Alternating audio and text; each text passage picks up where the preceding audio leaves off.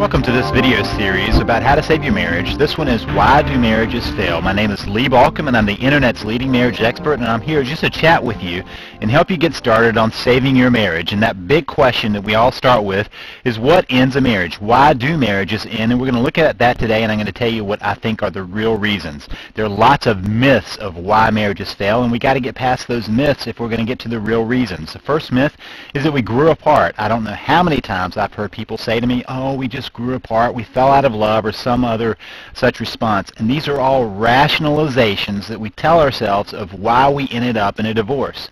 We grew apart, we fell out of love. Those are symptoms of what's underneath it all, of what really caused the destruction of a marriage. We're going to look at why marriages really fall apart, not this rationalization that we use. Another rationalization is affairs and midlife crises.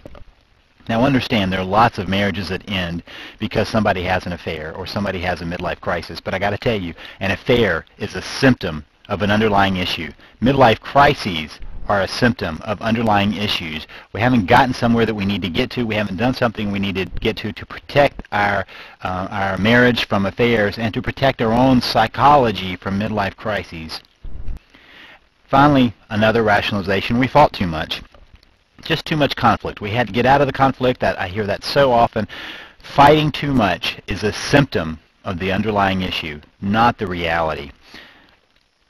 The real reasons that marriages fail, let's talk about that. Neglect of the relationship. We just take it for granted. We get married and we assume that the other person is going to be there regardless of what happens, and we basically fall into bad patterns. And the neglect of the relationship is because we don't set it as a priority.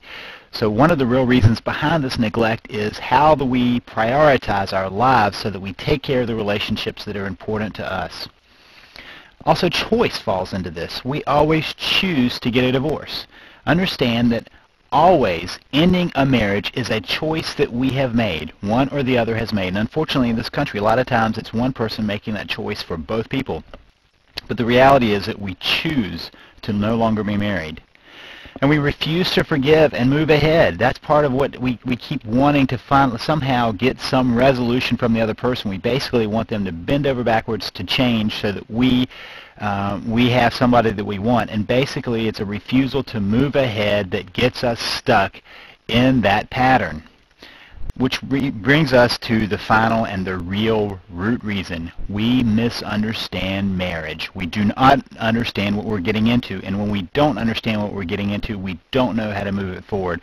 This basic misunderstanding of marriage is not understanding what happens psychologically, what happens in reality of us coming together and becoming a unit. That is so threatening to people that we don't know how to do that in our culture. And so the misunderstanding of marriage is the root cause of why marriages end.